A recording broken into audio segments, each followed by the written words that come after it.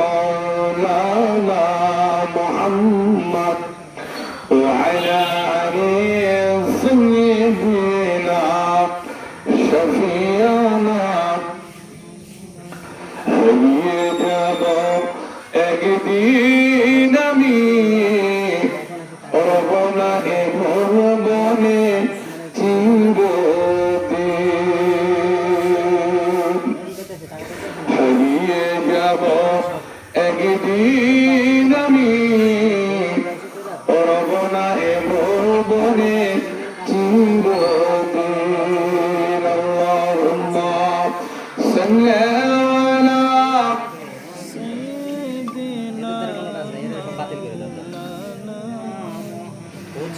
وعلى آله سيدنا شفيعنا محمد اللهم صل على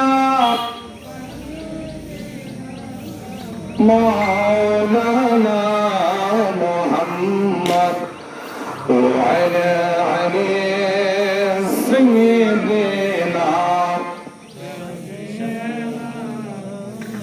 الصلاة والسلام عليك يا رسول الله الصلاة والسلام عليك يا حبيب الله الصلاة والسلام عليك يا رحمة للعالمين الله أكبر الله أكبر لا إله إلا الله الله أكبر الله أكبر ولله الحمد الحمد لله আল্লাহ পাকের লাখো কোটি শুকরিয়া আমরা পবিত্র ঈদুল আজহার নামাজ পড়তে ঈদগাহ ময়দানে উপস্থিত হয়েছি এখনো 16 মিনিট 17 মিনিট সময় আছে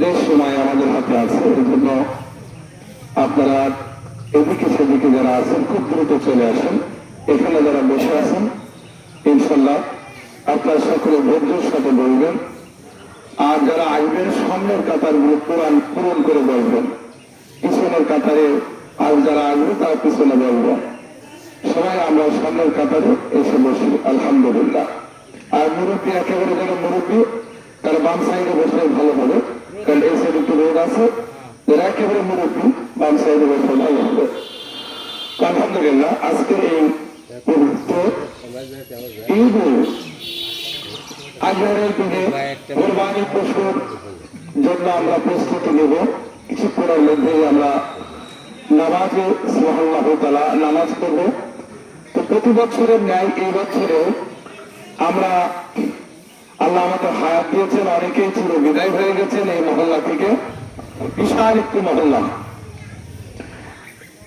পবিত্র ঈদ উল ফিতরের নামাজ আমরা পড়েছি প্রায় 2 থেকে 2.5 মাস পরেই আবার আমরা ঈদ উল আজহার নামাজের জন্য উপস্থিত হয়েছি ঈদ উল ফিতরের নামাজের যে নিয়ম এই ঈদ উল আজহার নামাজের নিয়মই একই রকম আমি নামাজের ব্যাপারে আপনাদেরকে প্রথমে কথা বলছি এই জন্য যে আলোচনা করবো আলোচনার সামনে আল্লাহু আকবার আমরা ওইদিকে আলোচনার ভিতরে আলোচনা শেষ করে আমরা নামাজে দাঁড়িয়ে যাব নামাজের নিয়মটা আপনারা সবাই জানেন যে আমরা এটা হচ্ছে ওয়াজিব নামাজ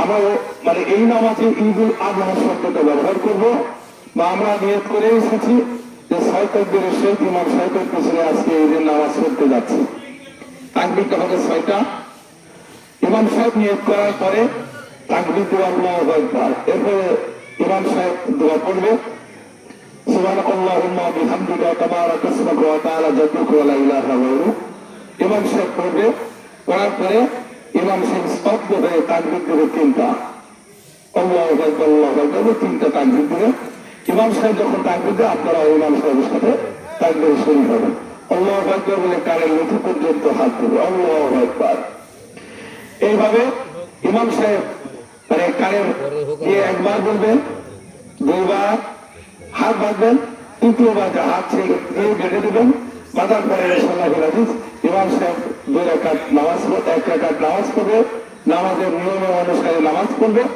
এরপরে দ্বিতীয় রাকাতে উঠে ইমাম কিরাত পড়বে। কিরাত পড়ার পরে ইমাম সাহেব নামাজ শেষ করবে। করার পর কিরাত শেষ করে ইমাম সাহেব চুপ করে একটু থাকবে। থাকার পর দেখবেন আল্লাহু আকবার বলে সকলে আমরা তখন চিন্তায় চলে যাই, আসলে রুকুতে চলে যাই। আমরা রুকুতে যাব না, আবার তিনবার আমরা তিন তাকবীর দেব। তাকবীর দেওয়ার পরে আল্লাহু আকবার বলে চিন্তায় চলে যাব। আপনারা সকলেই এই বিষয়টা লক্ষ্য রাখবেন। সম্মানিত আমার প্রিয় মুসলমান গ্রাম, আমার প্রিয় ভাইরা, এখানে যারা আছেন, নামাজ আমরা যেভাবে পড়ি আপনারা সকলে আপনারা জানেন। নামাজ গেল এই কোরবানির সময়। আমি যে আজকের এই ঈদগাহ ময়দানে এসে ঈদুল আজহা পবিত্র এটা সওয়াব, এমন সওয়াবের দিন আজকে। বান্দা যখন পশু কোরবানির জন্য বাড়িতে পশু ক্রয় করে রেখে এসে ঈদুল আজহা 2 রাকাত নামাজ পড়বে এবং বিসমিল্লাহির আকবার বলে যখন জবাই করবে পশু, রক্ত জমিনে পড়ার সঙ্গে সঙ্গে বান্দার কোরবানি আল্লাহ পাক কবুল করে নেবে। বান্দার নিয়তটা বড় জিনিস। এরপরে পশু সুন্দর করে জবাই করার পরে সেটা যখন আলহামদুলিল্লাহ আমরা সুন্দর করে তার কাছিকে চামড়াগুলো তুলে দিয়ে গোস্তগুলো নিয়ে সমাজের ভিতরে দুঃখী মানুষের ভিতরে আমরা বন্টন করে আমরা নিজেরা রান্না করে সুন্দর করে আমরা সেটা খাই। আল্লাহ পাক খুশি হয়ে যায়। কোরবানির গোস্ত যদি কোনো মানুষকে দান করা হয়, এর সাথে বড় সব আজকের এই দিনে আর নেই। এই জন্য বছরান্তে কোরবানির গোস্ত সকলকে দান করবেন। আলহামদুলিল্লাহ, আলহামদুলিল্লাহ বিলিয়ে দিবেন। কেউ যদি মনে করেন যে আমার একটু গোস্ত কম হয়ে গেল, আমি এত টাকা দিয়ে পশু কিনলাম আর আমার 5 কেজি সবই দান করে দিলাম বা সবই বিলাই দিলাম, এরকম মানুষের কথা নেবেন না। আপনারা কোরবানি করবেন। কোরবানি করার পরে পশুর গোস্তগুলো সুন্দর করে গঠন করে আল্লাহর কাছে বলবো, আল্লাহ আল্লাহর হস্তে আমি আমার কোরবানি করে গোস্তগুলো গঠন করে দিয়েছিলেন। সুবহানাল্লাহ তাআলা আপনার সুবহানাল্লাহ কোরবানি হয়ে গেল। এরপরে আপনার কিছু কাজ রয়েছে, সেই ফাঁকি যে কাজগুলো, সেই কাজগুলো কি? ফাঁকের কাজগুলো এর ভিতরে আব্বা আম্মার সাথে সম্পর্ক করতে হবে, সমাজের মানুষের সাথে ভালো সম্পর্ক করতে হবে, সালাম আদান প্রদান করতে হবে, বোকাবুকি করতে হবে, অর্থাৎ কোলাকুলি করতে হবে। এই সবগুলো আনুষ্ঠানিকতা আজকের দিনে আমরা পালন করব। দেখবেন আমাদের ছেলেরা, আমাদের চাচারা, আমাদের আত্মীয় স্বজন বাইরে সকলেই চাকরি বাকরি করে। আজকের এই দিনে সবাই কিন্তু দেখেন আমাদের গ্রামে আমাদের বাড়িতে এসেছেন। বাজারে গেলাম, বাজারে যাওয়ার পরে সুবহানাল্লাহ তাআলা বাজারে গিয়ে দেখলাম অনেক নতুন মুখ, তারা বড় বড় চাকরি করে বাজারে এসেছে, সবার সাথে সুসম্পর্ক, সালাম দিচ্ছে, আসসালামু আলাইকুম ওয়া রাহমাতুল্লাহ। ভালোবাসা, এই যে ভালোবাসা আজকের এই দিনের সম্প্রীতি ভালোবাসায় একটা বছর আমাদের জীবনের সকলের ভালোবাসা বয়ে আনো। সকলে একবার বলে আল্লাহু আকবার, আল্লাহু আকবার, সকলে আল্লাহুম্মা আমিন, আল্লাহুম্মা আমিন। এই জন্য এই কাজগুলো আমরা করবো। সুবহানাল্লাহ তাআলা এইগুলো হচ্ছে ভালো কাজ, যেটা আপনাদের বোঝানো লাগবে না, আমরা সবাই বুঝি। এইবার তৃতীয় ধাপের কথাটি হচ্ছে এই কুরবানি কি, কেন আমরা কুরবানি করব, এটা হচ্ছে আলোচনার বিষয় আজকের এই দিনে। কুরবানি কি, কেন আমরা কুরবানি করব? পৃথিবীর প্রথম কে কুরবানি করেছেন? আল্লাহ সুবহানাহু ওয়া তাআলা হযরত আদম আলাইহিস সালামের সন্তান হাবিল এবং কাবিলের দ্বারাই এই আপনার ইতিহাস সৃষ্টি হয়েছেন। কুরবানির নিয়ম এখানে এসেছে, হাবিল আর কাবিল, বড় ইতিহাস। ওখান থেকেই আস্তে আস্তে ক্রম ধরায় আস্তে আস্তে আজ পর্যন্ত এসে গেছেন। হযরত ইব্রাহিম আলাইহিস সালামকে আমাদের জাতির পিতা, মুসলিম জাতির পিতা, মুসলিম জাহানের জাতির পিতা, সারা পৃথিবীর মুসলমানদের জাতির পিতা হযরত ইব্রাহিম আলাইহিস সালাম, এই সময় আল্লাহ পাক রব্বুল আলামিন তাকে স্বপ্ন দেখালেন যে তুমি কুরবানি করো। 3 দিন কেন আমরা দেখেন কুরবানি করি? 3 দিন, আজকে 10, কাল 11, 12, আমরা কেন আমরা 3 দিনের কোরবানি করি? এরও একটা তাৎপর্য আছে। ইব্রাহিম আলাইহিস সালামকে বললেন আপনি কোরবানি করুন। উনি প্রথমে পশুগুলো কোরবানি করলেন, পরে রাত্রে আবার স্বপ্ন দেখালেন যে আপনি কোরবানি করুন। এইভাবে 3 দিন স্বপ্ন দেখান। তো 3 দিনই কোরবানি করেন। লাস্টের দিন উনি বুঝতে পারলেন যে কোরবানিটা আদরের বস্তু করতে হবে। সেই কোরবানিটা কি? তার একমাত্র ওই সময় সবচেয়ে প্রিয় বস্তু, আদরের বস্তু ছিল তার কলেজার টুকরো সন্তান হযরত ইসমাঈল আলাইহিস সালাম। ইসমাঈল আলাইহিস সালামের সেই ক্রমধারায় আমাদের পয়গম্বর আখিরে জামানার নবী মুহাম্মদ রাসূলুল্লাহ সাল্লাল্লাহু আলাইহি ওয়াসাল্লাম সাল্লাল্লাহু তাআলা, ইনি আমাদের প্রিয় নবী।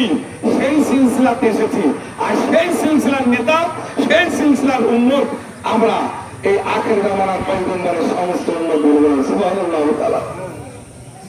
এই জন্য আপনাদেরকে আর মাত্র 7 মিনিট সময় আছে, আর মাত্র 7 মিনিট সময় আছে। এর মধ্যে খুব দ্রুত আপনার চলে আসেন। আমার ঘরে হয়তো 1 মিনিট যদি হতে পারে, আপনাদের কাছে 5 জনের কাছে জিজ্ঞাসা করবো, নির্দিষ্ট সময় হয়ে গেছে, তখন আমরা দাঁড়িয়ে পড়বো। রাজি আছেন? আলহামদুলিল্লাহ। সবাই বলেন আল্লাহু আকবার, আল্লাহু আকবার, আল্লাহু আকবার, আল্লাহু আকবার, লা ইলাহা ইল্লাল্লাহ, আল্লাহু আকবার, আল্লাহু আকবার, ওয়া লিল্লাহিল হামদ। এই জন্য আমার প্রিয় ভাই ও বাবাজিরা, আপনাদের সকলের কাছে আহ্বান জানাবো, আমার প্রিয় মহল্লাবাসীদেরকে জানাবো, আপনারা খুব দ্রুত চলে আসুন। প্রায় আমরা আমাদের লোকগুলো আমরা পরিপূর্ণ হয়ে যাচ্ছি। আল্লাহ কবুল করুন। হযরত ইব্রাহিম আলাইহিস সালামের সেই ক্রমধারা আস্তে আস্তে আমাদের এই পর্যন্ত আমরা কুরবানি দেই। এরপরে আল্লাহ পাক রব্বুল আলামিনের নবী ইব্রাহিম আলাইহিস সালাম বললেন, আয় আল্লাহ, আমি তো কুরবানি করলাম, উট, দুম্বা, গরু, যাই কিছু আছে, গরু, ছাগল সব করলাম। আল্লাহ, এরপরে কি আমার আদরের বস্তু? এরপরে ওনার সন্তানের কথা বলেন, সন্তানকে উভয়ের জন্য প্রস্তুত নিলেন। আল্লাহ সুবহানাহু ওয়া তাআলা তার কুরবানি কবুল করলেন। ইসমাঈল আলাইহিস সালামের গলায় যখন ছুরিটা দিয়ে দিলেন, দেওয়ার পরে আল্লাহ পাক সুবহানাহু ওয়া তাআলা আল্লাহ এত খুশি হলেন, আল্লাহ পাক সমস্ত ফেরেশতাদেরকে বললেন, ও ফেরেশতা, লক্ষ্য করে দেখো, নিজের সন্তানকে আমার অর্ডার মতন, হুকুম মতন কুরবানি দেওয়ার জন্য প্রস্তুত হয়েছে। তার গলায় ছুরি চালানোর আগেই তার পিছনে জান্নাতি থেকে একটা উট বা দুম্বা কুরবানি করে দেওয়া হলো সুবহানাল্লাহু তাআলা। এটা হচ্ছে নিয়ত, আর এটা হচ্ছে ত্যাগ, আর এটা হচ্ছে এই জন্যই কোরবানিটা ত্যাগ।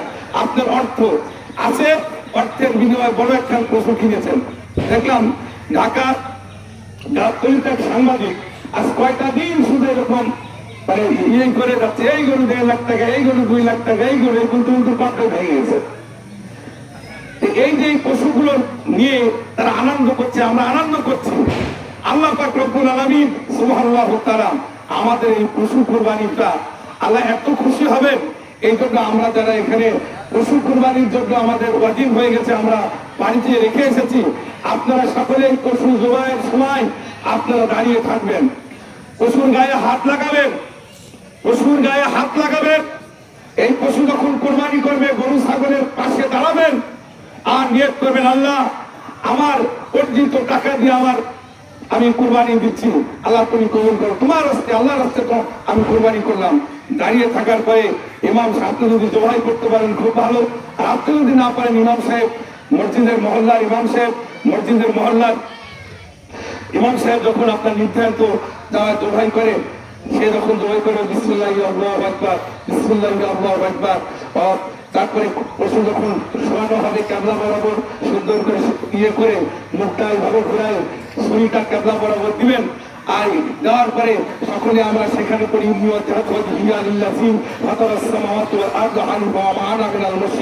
অনেকে বলি এটা চাই না, আমরা বলিনি। এরপরে বলি কুলিন্না সালাতি ওয়া নুসুকি ওয়া মাহইয়া ওয়া মামাতি লিল্লাহি রাব্বিল আলামিন, বিসমিল্লাহি আল্লাহু আকবার। এরপরে আমরা জবাই করি।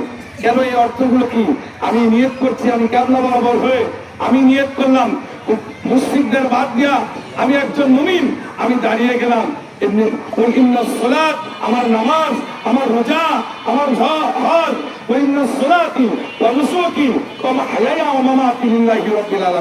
আমার নামাজ, আমার রোজা, আমার হজ, আমার যাকাত সবকিছু আল্লাহর জন্য। এই বলেই বিসমিল্লাহি আল্লাহু আকবার বলে যখন পশু কোরবানি করা হয়, সঙ্গে সঙ্গে আল্লাহ খুশি হয়ে যায়, বান্দার পশু কবুল করে নেয়। সুবহানাল্লাহু তাআলা।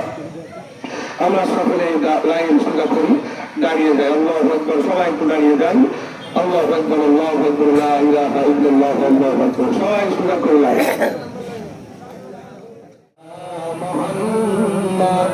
সাল্লাল্লাহু আলাইহি ওয়াসাল্লাম সাল্লাল্লাহু আলাইহি সাল্লাল্লাহু আলাইহি ওয়াসাল্লাম সাল্লাল্লাহু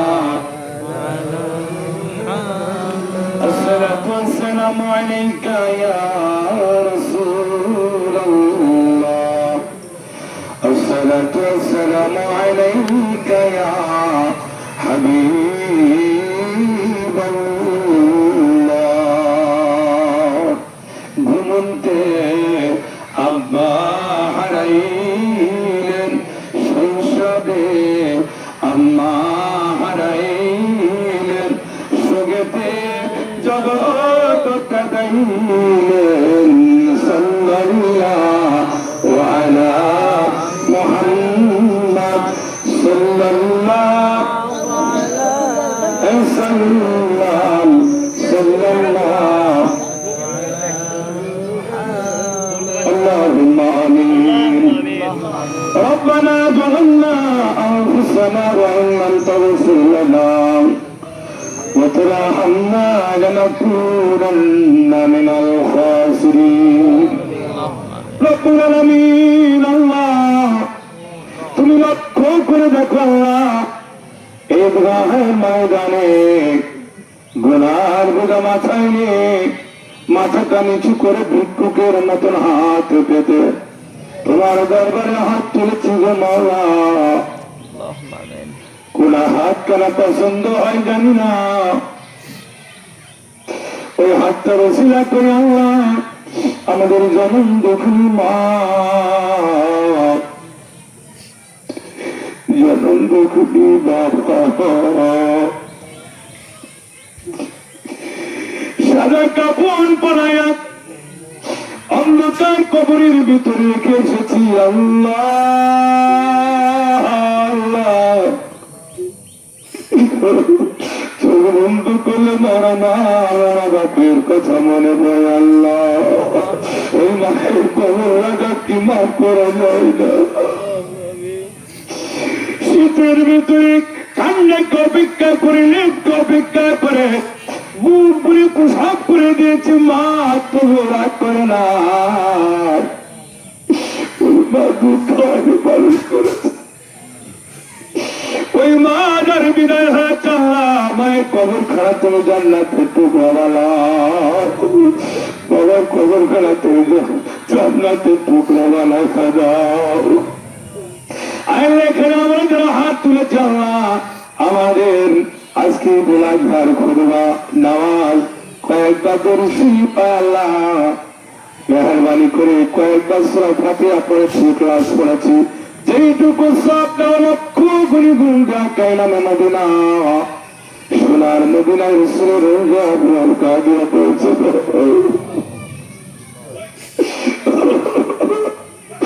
চোখ বন্ধ করলে মদিনা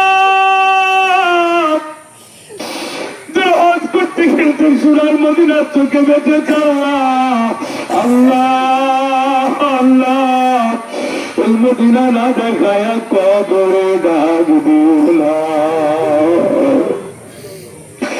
আল্লাহ মদিনা ওয়ালাদের সাথে হাত তুলেছে আল্লাহ তুমি কবুল আর মঞ্জুর করে নাও আল্লাহ আমরা বড় শারীরিক অসুস্থ রয়েছি আল্লাহ সুস্থতা দান করে দাও সবার আব্বা আপনাকে কবুল করে নাও আল্লাহ কলেজার টুকুর সন্তান মারা গেছে আল্লাহ সন্তানদেরকে কবুল করে দাও আল্লাহ অনেকে অভাবী রয়েছে আবার দূর করে দাও আল্লাহ অনেকে ঋণগ্রস্ত আছে আল্লাহ ঋণ মাফ করে দাও আল্লাহ ঋণ পরিশোধ করার মতন অর্থ সমর্থন দিয়ে দাও আল্লাহ ঋণ পরিশেষে দোয়া করি আল্লাহ একটি মধ্যে আবার আমাদের বাস থেকে রাজা বিদায় হয়ে যাচ্ছে আল্লাহ ঈদগাহ থেকে আজকের দিন পাবো কিনা জানি না আল্লাহ আমাদের গুনাহগুলো মাফ করো আল্লাহ আল্লাহ আমাদের সকলকে তুমি কবুল করে নাও আল্লাহ আমাদের কঠিন কঠিন রোগ থাকলে ভালো করে দাও আল্লাহ আল্লাহুম্মা আমিন সাল্লাল্লাহু তাআলা আলা খায়রি খালকিহি মুহাম্মদ ওয়া আলা আলিহি ওয়া وصحبه أجمعين كلمات لا إله إلا الله محمد رسول الله السلام عليكم ورحمة الله